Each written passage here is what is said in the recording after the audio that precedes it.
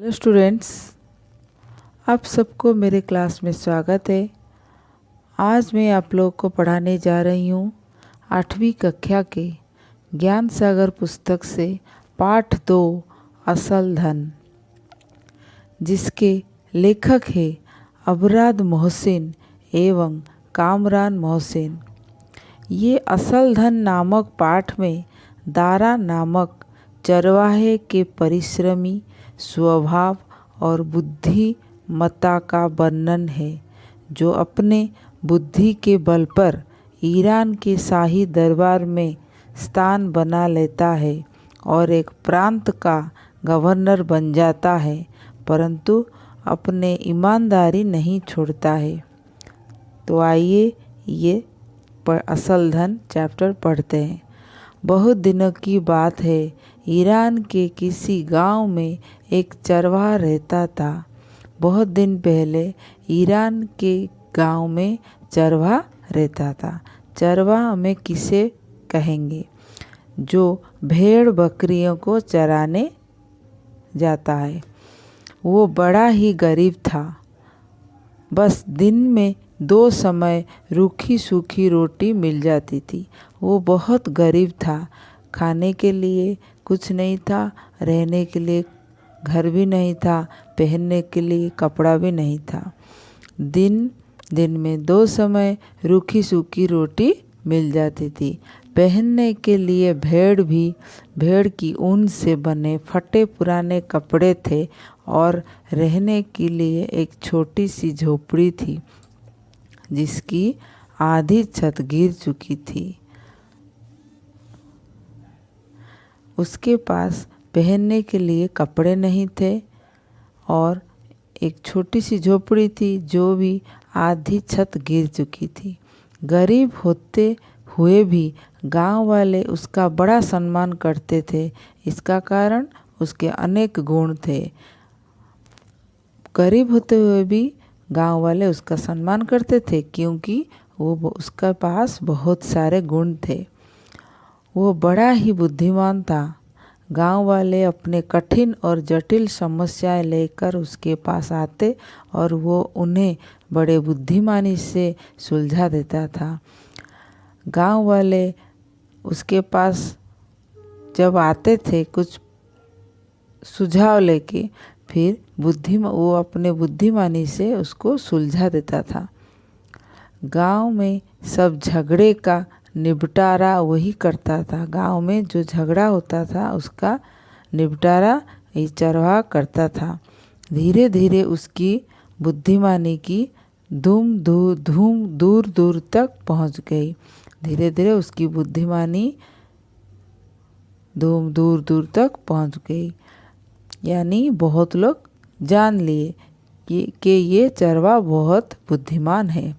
लोग आपस में यही बातें करते, दारा कितना बुद्धिमान है, दारा कितना बुद्धिमान है। वो केवल एक चरवाहा है, परंतु उसकी बुद्धि राजाओं की सी है।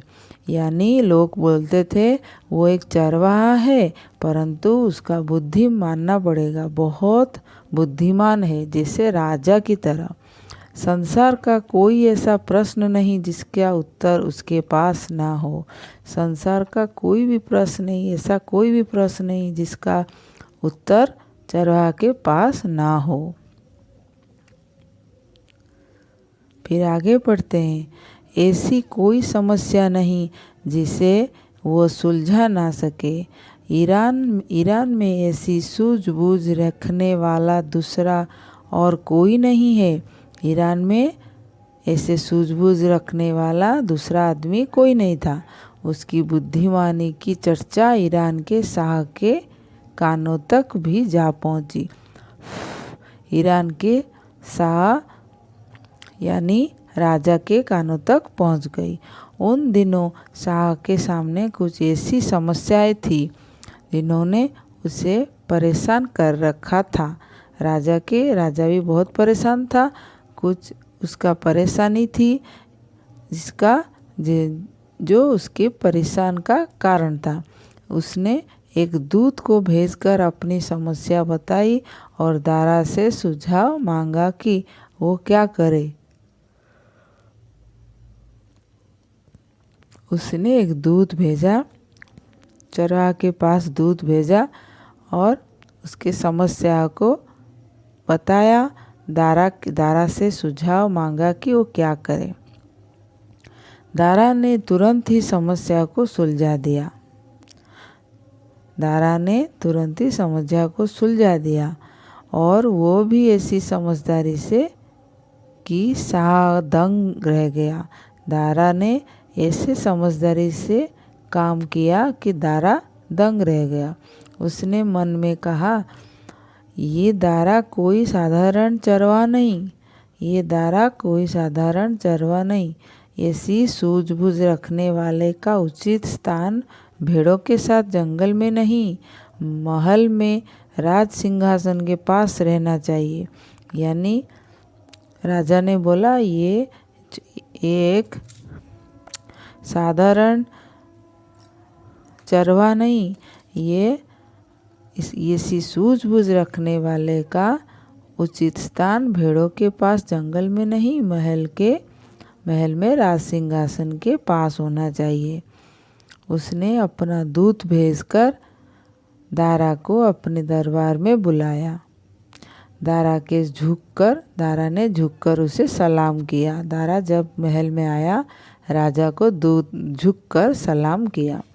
शाह ने मुस्कुराकर कहा, ये दारा, हम चाहते हैं कि तुम जैसा बुद्धिमान हमारे महल में रहे, ताकि हम राज्य की समस्याओं के विषय में तुमसे सुझाव ले रहें। तो राजा ने क्या बोला? शाह ने मुस्कुराकर बोला, ये दारा, हम चाहते हैं कि तुम इस जैसा बुद्धिमान हमारे महल में रहे, ताकि हम राज्य की समस्याओं के विषय में तुमसे सुझाव लेते रहें। दारा ने सिर झुकाकर उत्तर दिया। दारा ने क्या बोला? आपका हुक्म सिर आँखों पर। राजा को बोला, आपका हुक्म सिर आँखों पर। यानी वो राजा का बात मान लिया। दारा शाह के साथ दरबार में रहने लगा। दारा शाह के साथ यानी राजा के साथ दरबार में रहने लगा। शाह उसकी बातों से इतना प्रभावित हुआ कि दारा के बिना एक क्षण भी उसका मन नहीं लगता था। दारा शाह के साथ दरबार में रहने लगा। शाह उसकी बातों से इतना प्रभावित हुआ कि दारा के बिना एक क्षण भी उसका मन नहीं लग रहा था। वो कोई भी काम उसके सुझाव के बिना नहीं करता था। राजा दारा के बिना कोई सुझाव के बिना नहीं करता था। वो हर समय उसे अपने साथ रखता और दरबार में उसे राज सिंहासन के पास ही बिठाता था। वो हर समय उसे अपने साथ रखता और दरबार में उसे राज सिंहासन के पास बिठाता। जैसे जैसे शाह के दरबार में उसका सम्मान बढ़ता गया, वैसे वैसे दरबारियों के मन में उसके लिए जलन बढ़ती गई। जैसे जैसे शाह के दरबार में दारा के लिए सम्मान बढ़ता गया, वैसे वैसे दरबारियों के मन में उसके लिए जलन बढ़ती गई। वे आपस में कुछ इस प्रकार की बातें करते, ये चरवाहा सिंहासन के पास बैठता है, शाह ने इसे मुंह चढ़ा रखा है। जब से ये दरबार में आया है, शाह हमें पूछता ही नहीं। हमें तो इसमें कोई गुण दिखाई नहीं देता। सब अन्य लोग क्या बोल रहे थे? ये आपस में सब बातें कर रहे थे। ये क्या बोल रहे थे? ये चरवाहा सिंहासन के पास बैठता है, शाह ने इसे मुंह चढ़ा कर रखा है। जब से ये दरबार में आया है, शाह हमें पूछता ही नहीं। हमें तो इसमें कोई गुण ही दिखाई देता। फिर आगे बढ़ते हैं। दरबारी उसके खिलाफ शाह के कान भरने लगे। दरबारी जो थे वो उसके खिलाफ यानी दारा के खिलाफ शाह को कान भरने लगे, परंतु शाह ने उल्टा उनको ही डांट दिया। मैं समझता हूँ तुम दारा से जलते हो, इससे अच्छा तो ये होता कि तुम अपने अंदर भी दारा जैसे गुण पैदा कर लो।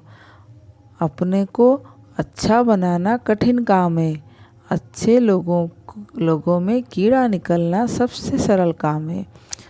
जब दरबारी दारा के कान भरने लगे, शाह के काम भरने लगे, तभी शाह ने उल्टा जवाब दिया कि मैं समझता हूँ तुम दारा से जलते हो, इससे अच्छा तो है तुम दारा की तरह हो जाओ। अच्छे लोगों में कीड़ा निकलना सरल काम है, परंतु खुद को बदलना कठिन काम है। खुद को अच्छा बनाना कठिन काम है। मैं तुम्हारे एक न सुनूंगा, तुम झूठे और दुष्ट हो। शाह ने बोला, तुम झूठे और दुष्ट हो। शाह के मन में दारा के लिए स्नेह और सम्मान दिन प्रतिदिन बढ़ता ही गया। शाह ने उसे बहुत सा धन दिया। शाह ने क्या किया, दारा के लिए उसके मन में स्नेह और सम्मान दिन ब दिन बढ़ता ही गया। शाह ने उसे बहुत सारा धन दिया। एक दिन शाह ने उसे बुलाकर कहा, मेरा मन तो नहीं करता, परंतु कुछ ऐसी मजबूरी आ पड़ी है कि मुझे तुमसे दूर रहना होगा। किसको बोला? शाह ने दारा को बोला कि मेरा मन तो नहीं करता, परंतु कुछ ऐसी मजबूरी आ पड़ी है, मुझे तुमसे दूर रहना होगा। दारा के मन को धक्का लगा। उसने दुख और आश्चर्य से पूछा, मेरा दोष क्या है? शाह ने हंसकर उत्तर दिया, तुम्हारा कोई दोष नहीं। शाह ने बोला, दारा तुम्हारा कोई दोष नहीं। सुनो, मैं तुम्हें उत्तरी ईरान के एक प्रांत का गवर्नर बना रहा हूँ। उत्तरी ईरान के यानी ईरान का उत्तरी ईरान के एक प्रांत का गवर्नर बना रहा हूँ। वहाँ का शासन बिगड़ा हुआ है, सरकारी अधिकारी और कर्मचारी भ्रष्ट है, अराजकता फैली हुई है, सब लोग अपने मनमानी कर रहे हैं। जान और माल सुरक्षित नहीं है। चारों ओर हाहाकार मचा रहा है। वहाँ तुम्हारे जैसे बुद्धिमान, ईमानदार और समझदार शासक की बड़ी आवश्यकता है। शाह ने दारा को समझाते हुए बोला, मैं तुमको छोड़ना नहीं चाहता हूँ, पर मैं तुमको एक काम सौंपता हूँ कि उत्तरी ईरान में मैं तुमको कुछ काम सौंपता हूँ कि उत्तरी ईरान का मैं गवर्नर बना रहा हूँ, जिसका शासन बहुत बिगड़ चुका है, सरकारी अधिकारी और कर्मचारी भ्रष्ट हैं और चारों तरफ अराजकता फैली हुई है। ये सब सुन के दारा ने शाह का बात माना। वो तुम्हारे जैसे बुद्धिमान, ईमानदार और समझदार तो नहीं है। मुझे विश्वास है कि तुम्हारे जाने से प्रांत के हालात ठीक हो जाएंगे। दारा गवर्नर बनकर उत्तरी प्रांत की ओर चला। उसके वहाँ पहुँचते ही प्रांत के हालात सुधरने लगे। जब दारा ने उत्तरी ईरान के तट पर गया, धीरे धीरे वहाँ उसका हालत सुधरने लगा। वो स्वयं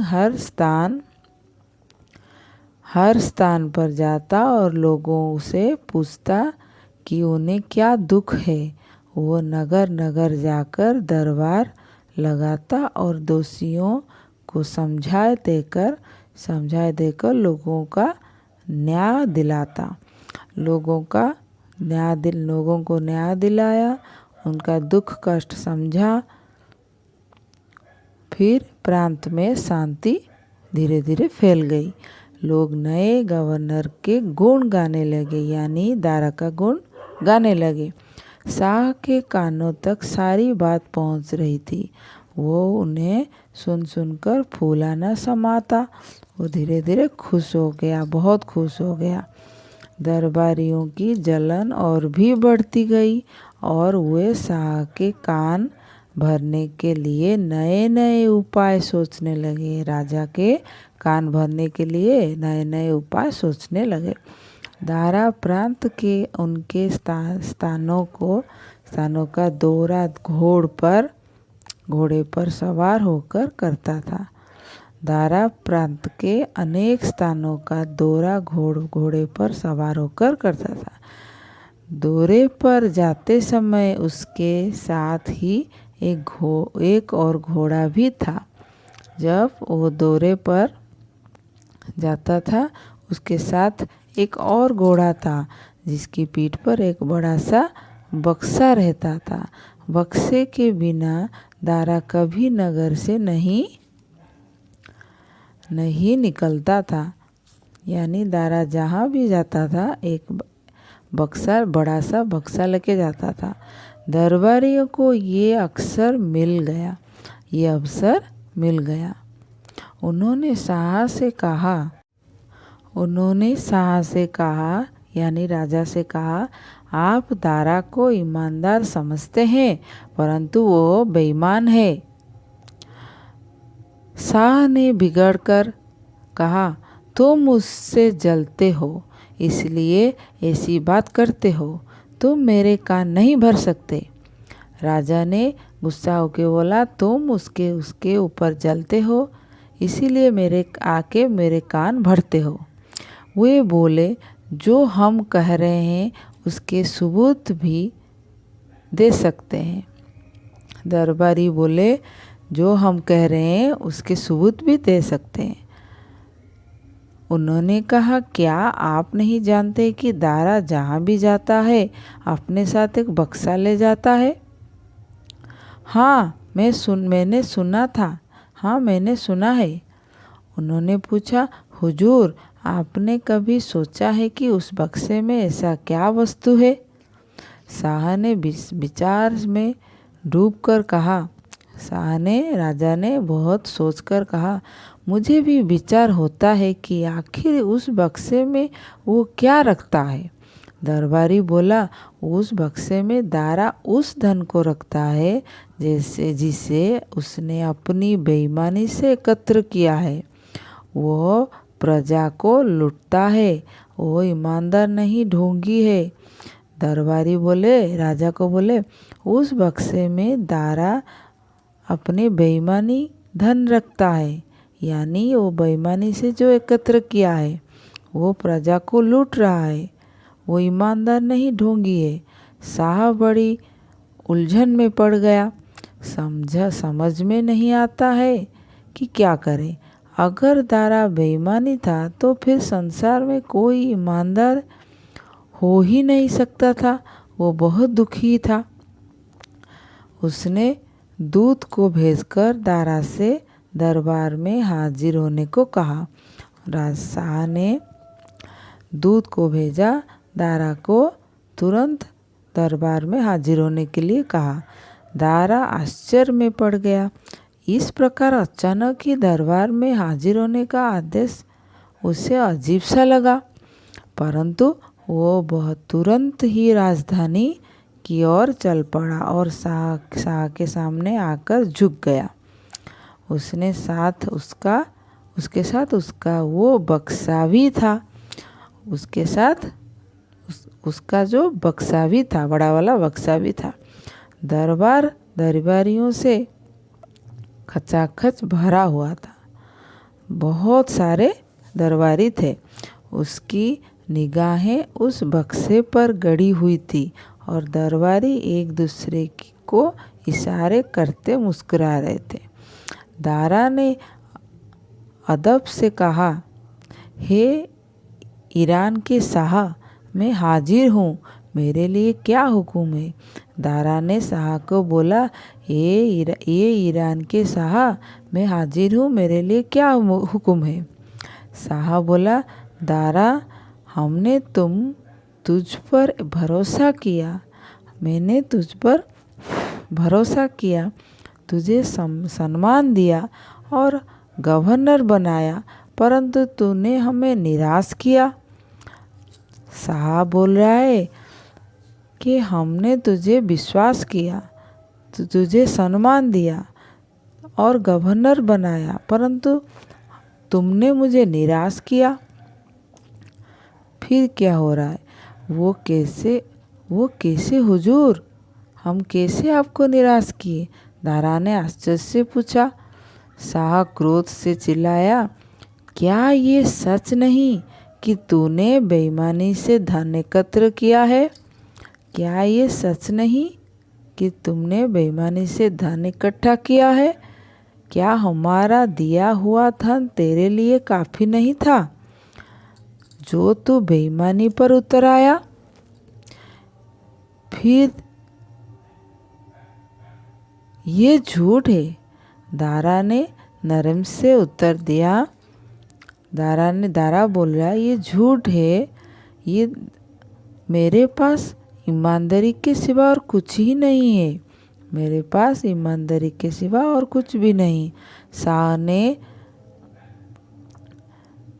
झल्लाकर कहा, तेरे इस बक्से में ऐसा क्या है जो तू इसे अपने साथ लिए फिरता है? तेरे बक्से में क्या है जो तू जहाँ भी जाता है लेके जाता है? दारा ने सिर झुकाकर कहा, इस बक्से में मेरा असल धन है।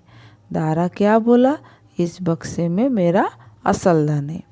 दरबारियों की आंखों में चमक आ गई। दरबारी की आंखों में चमक आ गई। खोल हंसे, वो खोल के हंसे। शाह बोला, खोल इसे। फिर शाह ने हुक्म दिया। जब उसने बक्सा खोला तो उस सबकी आंखें आश्चर्य से फैल गई। उसके अंदर भेड़ की ऊन से बना हुआ एक पुराना कोट था। वो बक्से के अंदर क्या था? भेड़ की ऊन से बना एक पुराना कोट, जैसा कि चरवाहा पहनना करते थे। ये क्या है? शाह ने पूछा। दारा ने उत्तर दिया, मैं इसी को पहनकर भेड़ों चराया करता था। मैं इसे इसलिए साथ रखता हूँ कि ये मुझे याद दिलाता रहे कि एक गरीब चरवाहा था। मैं एक गरीब चरवाहा था और मेरे मन में कभी घमंड पैदा ना हो, यही मेरा असल धन है। मेरे मन में कभी घमंड पैदा ना हो, यही मेरा असल धन है। दरबार में सन्नाटा छा गया।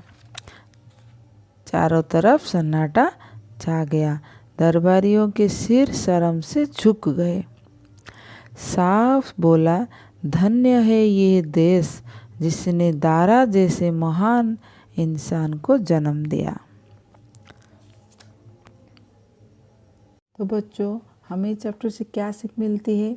हमें ये सीख मिलती है कि चाहे आप ज़िंदगी में जहाँ तक पहुँच जाए, या आपको ये एहसास होना चाहिए कि आपकी शुरुआत कहाँ से हुई है, यानी आप कहाँ से आए हैं। तो बच्चों, आज के लिए इतना ही। धन्यवाद।